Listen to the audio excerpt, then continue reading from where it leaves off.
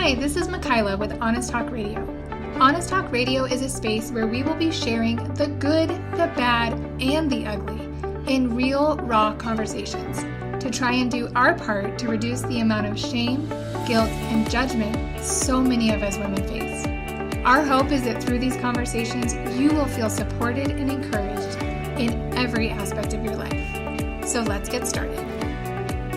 This episode of Honest Talk Radio is brought to you by Euphoric Herbals. Since 2010, Cindy Collins, a certified herbalist and lactation counselor, has been helping families in their journey to holistic health through products such as herbal blends, teas, and salves. They've reached over 10,000 customers in 58 countries, and that number is growing daily. Every Euphoric herbal item has been handcrafted by Cindy and her excellent team to ensure you get the quality supplements you deserve. Go to www.euphoricherbals.com for all of your holistic needs. Coming up on this week's episode of Honest Talk Radio, I'll be talking about how to choose your healthcare provider and why it's so important to do your research.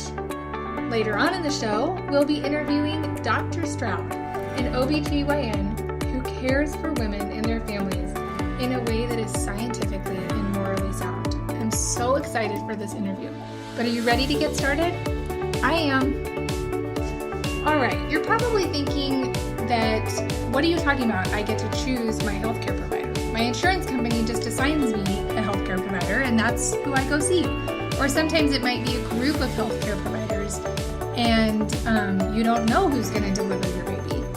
But ladies, what I'm here to tell you is that you do, in fact, have a choice.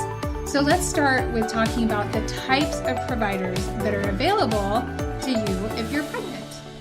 First of all is probably the most common, which is an OBGYN. An OBGYN is a medical doctor who specializes in medical and surgical care for women.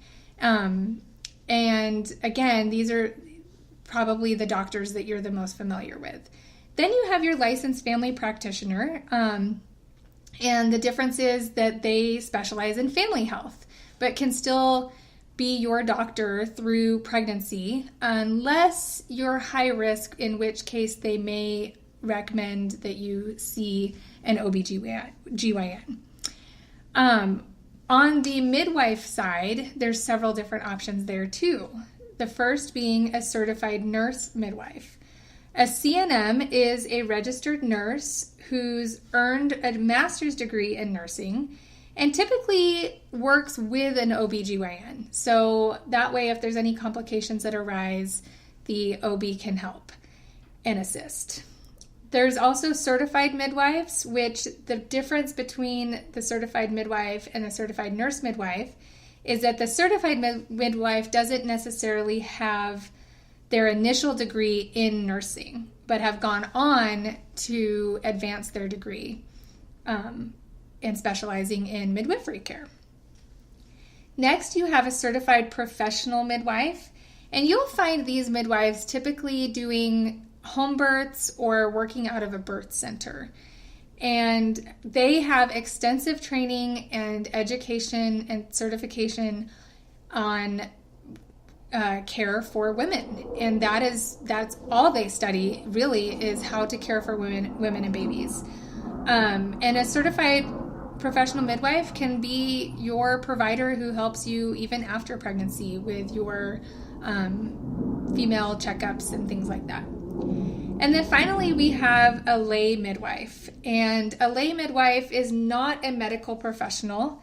Training and certification may vary for lay midwives depending on the state that they're in.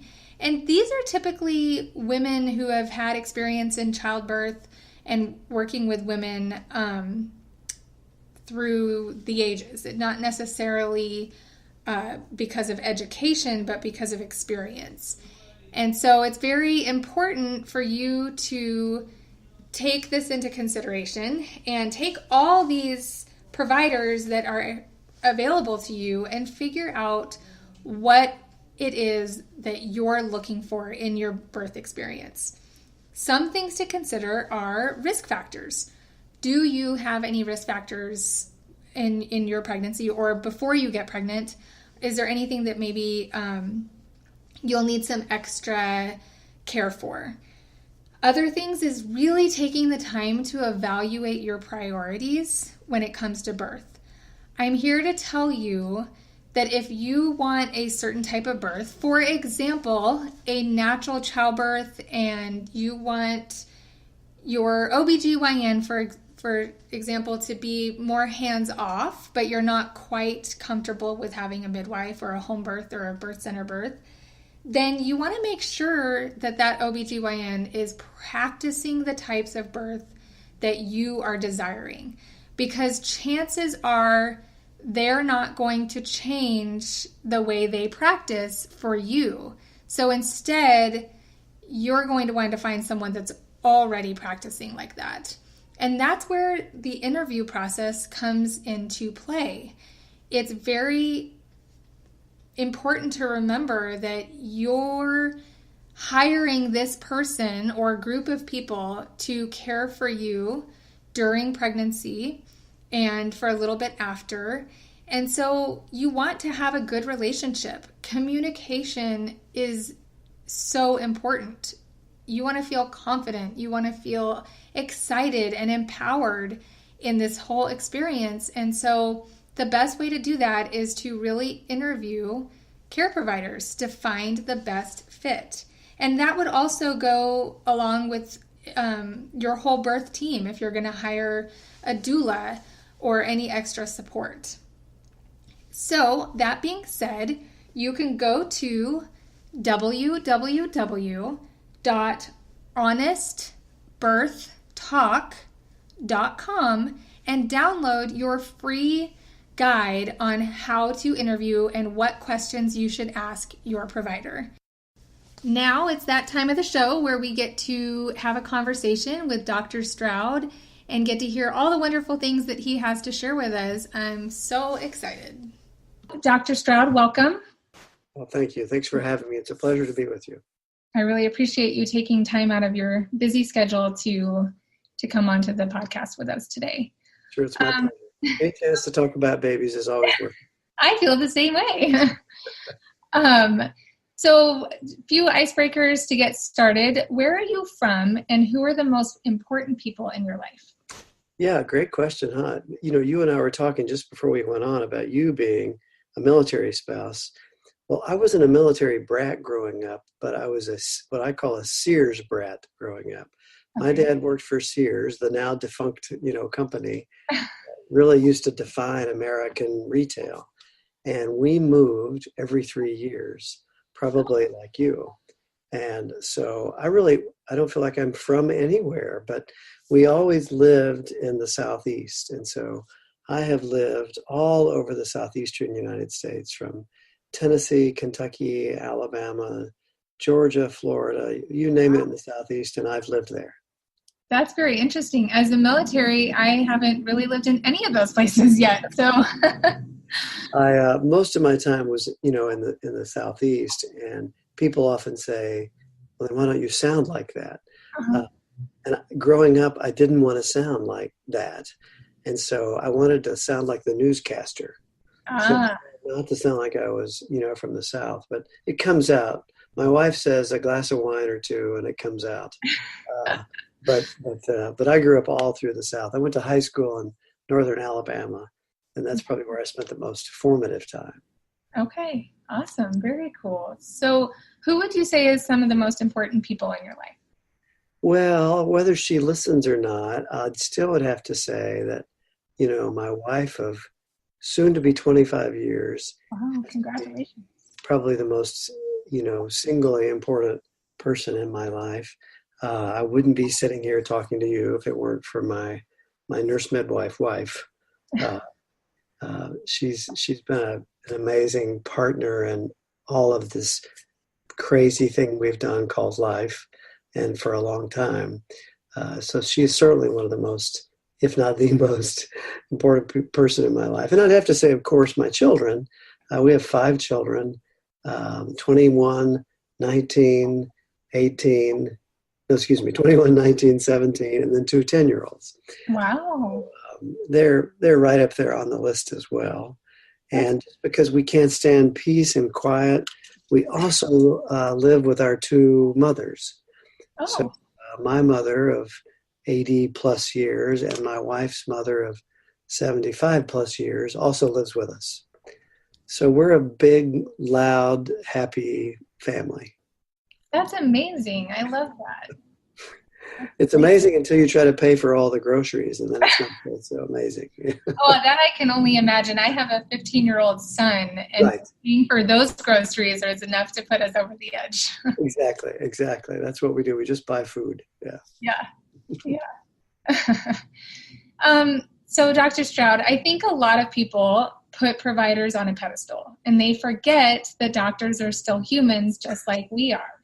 So what is something that you love or that you're passionate about outside of work? Yeah, I there's a couple of things. Our whole family loves music, well played, well written music of all kinds. But I particularly love the outdoors. I like to fish and I like to hunt, and that often surprises people. I sort of got into hunting with one of my sons, my older 2 sons, and I really was just doing what I'm sure you've experienced, anything to try to spend time with a teenage son. And he was very interested in hunting, and I was very interested in hanging out with him. Mm-hmm. So I ended up spending a lot of time hunting, and I sort of got the bug. So now he's off to college, and I spend a lot of time in the woods by myself as a result. But I love to fish, and I love to hunt, and I love to be outside doing anything sort of nature. And the other thing is I love woodworking. Oh. I'm not very good at it, just like I'm not very good at hunting or fishing. But I certainly love doing it. And I'm so careful doing woodworking because I'm so worried about my digits. Right. I think that's probably why it's relaxing. I can't afford to think about work or anything else because I'm so afraid I'll cut my finger off and then I'll have to explain it to my wife. So those are kind of my ways of relaxing and enjoying myself. That's amazing. It's amazing what our kids can teach us, right? The things that we try because of our kids. That's right. That's exactly right. Is there anything that you would like to share with us that most people would never guess about you? That's a funny question. I don't know what people would guess about me. I'm always surprised to learn what people assumed about me that either was or wasn't true. Uh-huh. But I don't know what people would be surprised to know about me. I can't exactly say. Okay. I know that's a tough one. I would have a hard time with that question also, mostly because I'm an open book. And so there's not a lot that people don't know about me. Yeah, that's sort of my lot as well. Between social media and my office, I'm pretty transparent. So I don't know that I could surprise anybody with anything. Does your wife work in the practice with you? She does. We have been in our current practice, the Fertility and Midwifery Care Center, since 2014. Yeah. I was part of a large corporate employed hospital-owned medical group, and we left that and ventured out on our own. She had been out of practice as a nurse midwife for about 10 years and homeschooled our oldest kids. And when we decided to open our current practice, she came out of retirement and back into practice. Before that, we worked together for about 10 years in a small town in southwest Georgia, Albany, Georgia. And we were practicing there together. And then she kind of retired and took up homeschooling. And now this sort of represents the band getting back together again. That's fantastic. I also homeschool my kids. Maybe we need to get her on the next show so that we can talk about that. Yeah, I know that if you get 2 moms talking about homeschooling, you're going to need a lot more than 20 minutes. That's true. Okay, so we know that you take a pro-life approach to fertility. Can you explain what that looks like and how you incorporate it into your practice and the care that you give? So to fertility and to obstetrics both. So sort of running the list, what does that look like? Well, we don't refer for abortion for any cause. In fact, we're pretty active and pretty out there in trying to convince a woman who may be on the fence that there might be a better way for her. Okay. We don't do sterilization procedures, tubal ligations, or things like that. We don't place IUDs or intrauterine devices. And oddly enough, as OBGYNs, we don't prescribe artificial contraception for any reason. So that's pretty unusual. Yeah. From at least in a statistical sense, that's pretty unusual. We don't think it's unusual, but there's not many of us that do that. Right. From a purely fertility standpoint, we practice what's called the Creighton fertility model or NAPRA technology.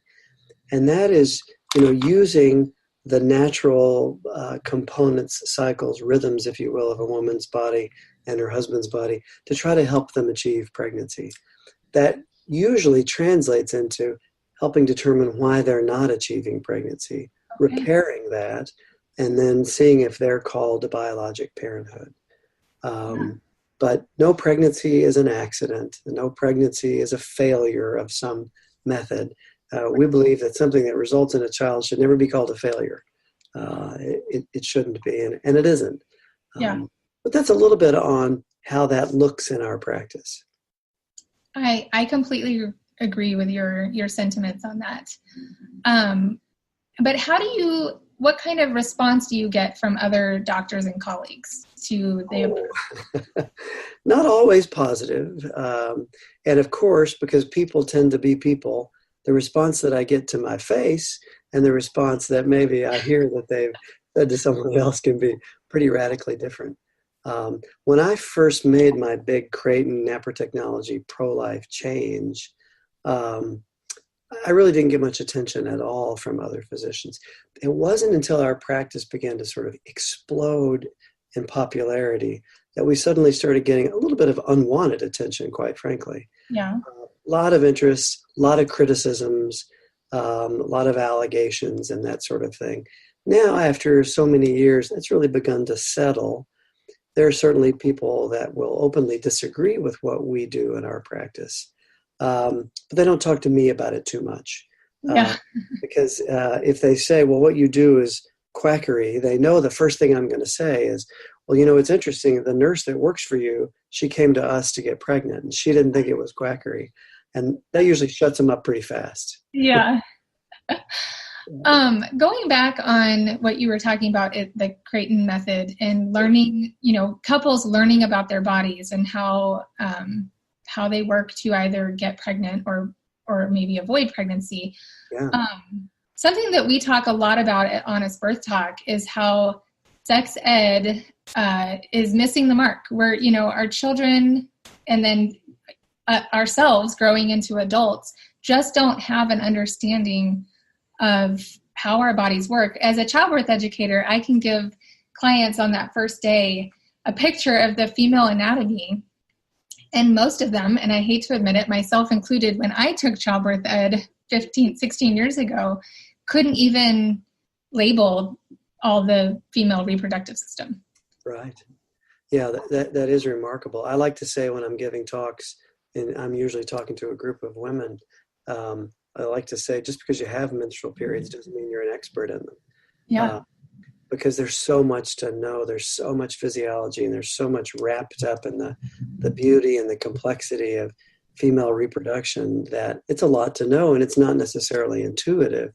But there is just so much there. And as soon as I start talking, I can see people scoot out to the edge of their seat and either literally or figuratively start taking notes. Mm-hmm. And the funny thing is, it doesn't matter if it's 1,000 reproductive age women or if it's 25 high school students.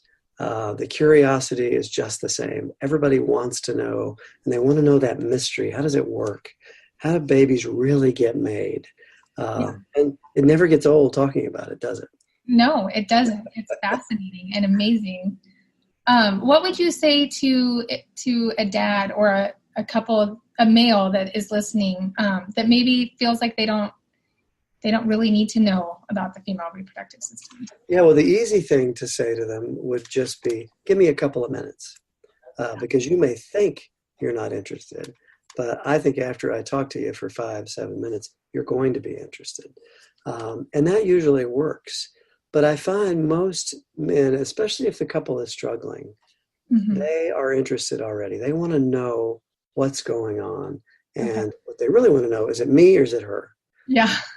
Hope it's not me. I can live with it if it's her. I hope it's not me. But they're pretty thirsty to understand what's happening. I would argue there's probably not a greater threat to a couple's relationship than fertility challenges, because it strikes at the heart of what it means to be man and woman and husband and wife. And I've seen it really destroy good couples and good relationships. So I love it when men are there, because I want to reach them. I want to reach them early, help them understand what's happening. Absolutely. Absolutely. You had mentioned, or before we started recording, we had talked about the Latin terminology, and I'm going to say it wrong, even though I've been teaching Latin to my children. Humanae vita? It's humanae vita. Humanae. Okay. That's human life. Yeah, that's right. I did know it stood for human life, but how has that impacted the way you care for your patients? So Humana Vitae was an encyclical issued by Pope, now Saint Pope Paul VI, in the 60s. And it is the church's teaching on marriage and the marital act, as we say, and life. And it is a beautiful encyclical. An encyclical is a letter, a long letter. And it's a beautiful encyclical. If you just type in your search engine, Humana Vitae, you'll find hundreds of things. But it's a beautiful description of the natural law of man and woman and the marital embrace, the importance of that embrace, the importance of it having the potential to lead to life. It's just a wonderful, wonderful teaching. And I don't know of anybody that's read it that hasn't been in some way changed by it. It will change the way you think. I remember teaching a class on it once, and a husband interrupted me, and he said, when you read this, it sounds like sex is holy. Everyone started laughing and said, well, yeah, we think you're getting it. Right. It really is a beautiful writing on marriage and family life. That's amazing. I'm inspired to go look it up and read it now. One of the reasons I asked you on is because I can tell just through your social media platforms how you take a very personal approach to how you communicate and have a relationship with your patients. How do you feel like that impacts the quality of care that you give and the quality of care that your patients receive? Yeah, we should ask them, I guess. Right? That would be a more valid opinion.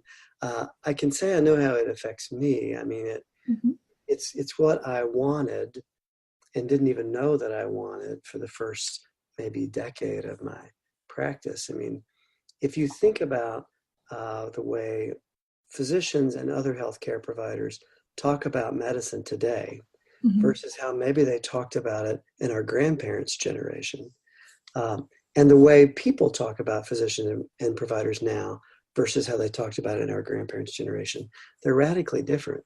And one of the differences, if not the single greatest difference, is that connection. That's why I so dislike corporate medicine, because it sort of represents the commoditization of healthcare. A birth is a birth is a birth. Whoever's on call takes care of the lady having the birth. Right. And there's no intimacy there, quite frankly, as opposed to, if you think a few generations ago, a general practitioner's office was over their house or their house was over their office. And I know in my mother's little town in Western Kentucky, if you got sick or if you were a farmer and you cut off a limb on a tractor accident, you went to the doctor's house and you banged on the door in the middle of the night because you had that kind of relationship. You really had sort of a covenant, if you will, between the community and the providers. And the provider said, I'm here for you. If you need me, call me. And calling often meant showing up. Well, that doesn't work so much in modern society, just showing up on our front door. Right. But we can use things like social media to say, well, I'm still here. I may be here a million miles away, but I'm still here. If I'm your doctor, I want you to call me. I want you to get in touch with me. If you have a question, call me and ask me. And that's my job. I get to tell you what I think. And on the patient's end, they get unfettered access to their provider. On my end, I get genuine, authentic relationships with people. And that's the greatest thing in the world. It just doesn't get better than that. To get to actually be relevant in a couple's life, in a family's life. I mean, if there are college students listening that are thinking about maybe going into medicine, do it. I mean, it's the greatest job in the world if you can structure it that way. Yeah, absolutely. How do you find time, or how do you find your boundaries to be able to do that with your family and your practice? Well, that's probably better ask of my wife. I don't have a lot of boundaries, but I don't seem to need a lot of boundaries. I mean, if you treat your work like it's more of a vocation than just a job, people treat you in your work like that as well. So, yes, my cell phone number is all over the internet, all over Facebook. Every patient has our cell phone numbers, but they tend not to call unless it's something pretty important. Right. If it's something pretty important, I want to hear. Absolutely. But do I get an occasional call if I'm, scuba diving on vacation? Yeah, I do. And you know what? It's just fine. The world doesn't stop because I got a patient call. We just keep on moving, and we usually end up talking about what the patient problem was, and it's interesting. And if it's a good story, we share it and move on. So you don't have to have, and I would argue, it isn't necessarily healthy, although it's countercultural to say that you need these hard boundaries between your work life and your family life. What you need is a life that's well lived, that you enjoy, and that doesn't require so many boundaries. Amen to that. I absolutely love that. I think that something that is definitely missing in most, except for yours, patient, client, doctor relationships is that connection.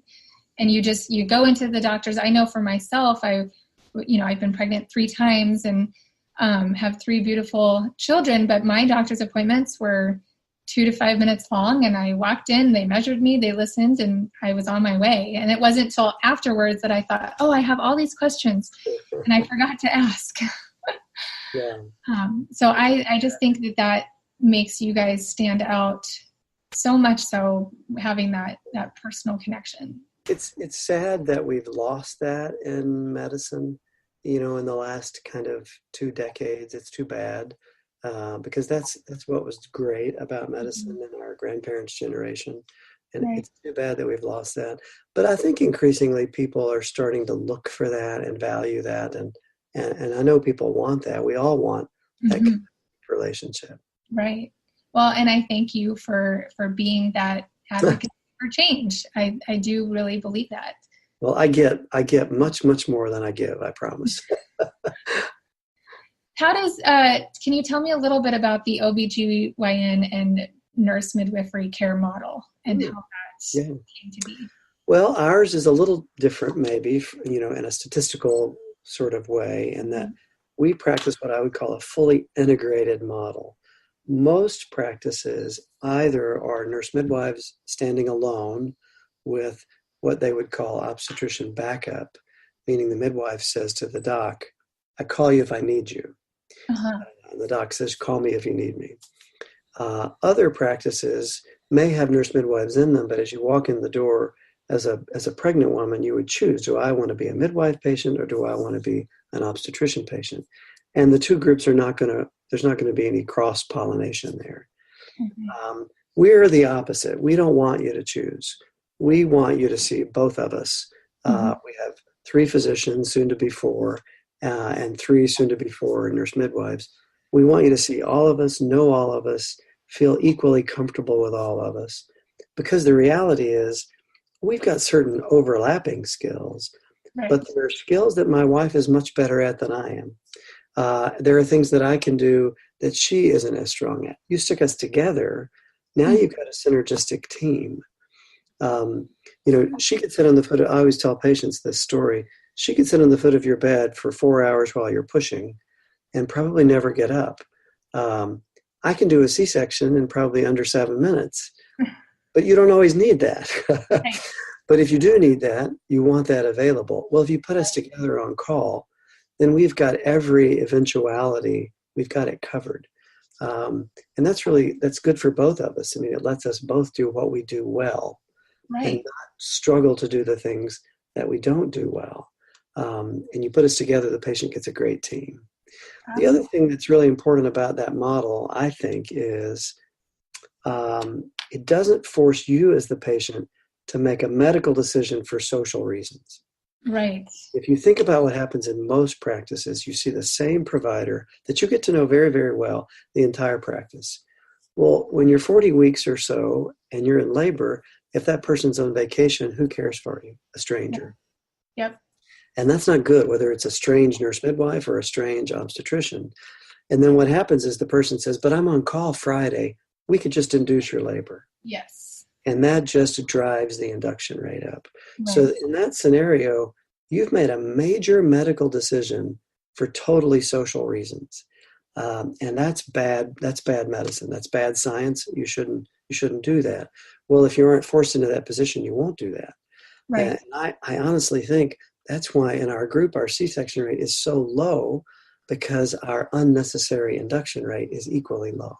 Absolutely. Yes. I teach. Yes. I love that comment. You're right. I mean, we're not all called to do what we're weak at either, where we have strengths for a reason. Yeah. So I think that is extremely powerful. And I know that I could take up all your time because I'm super interested in everything that you have to say, but I know you're a busy man and need to get back to your family. But is there anything else before we wrap up that you want our listeners to know about you?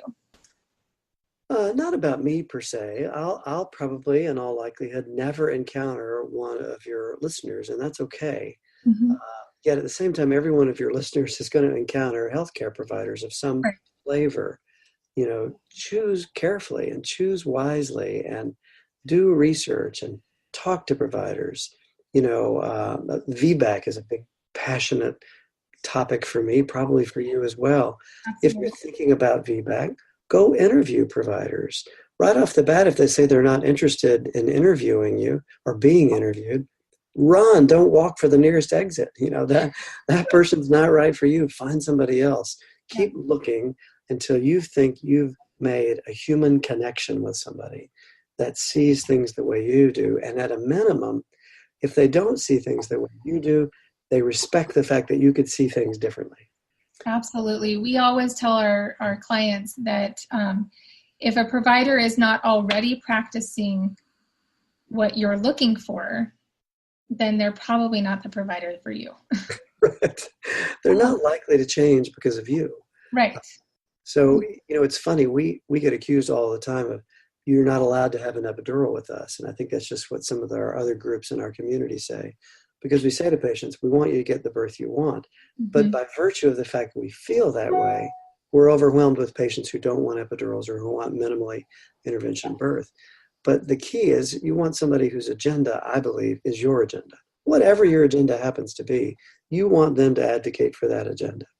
Absolutely, yes. And that is we talked about this a little bit before. You don't know what you don't know, especially if it's your first time. So getting finding the resources to ask the questions so that you can make an informed decision on what your agenda will be. Yeah, I like to say the greatest enemy of a great birth is fear. Absolutely. The greatest weapon to counter fear is knowledge.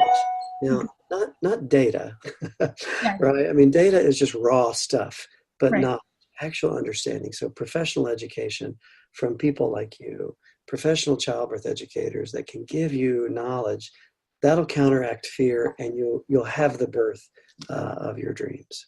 Absolutely. So where can our listeners find out more information about the Creighton model of care? Yeah, if you're interested in Creighton model, if you'll just Google Creighton, Creighton, Creighton fertility model, you'll come across a million sites. If you want to check out our website, it's a long domain. It's fertility and midwifery.com. And people often struggle with midwifery. It's midwifery. We've got a lot of videos and a lot of resources there.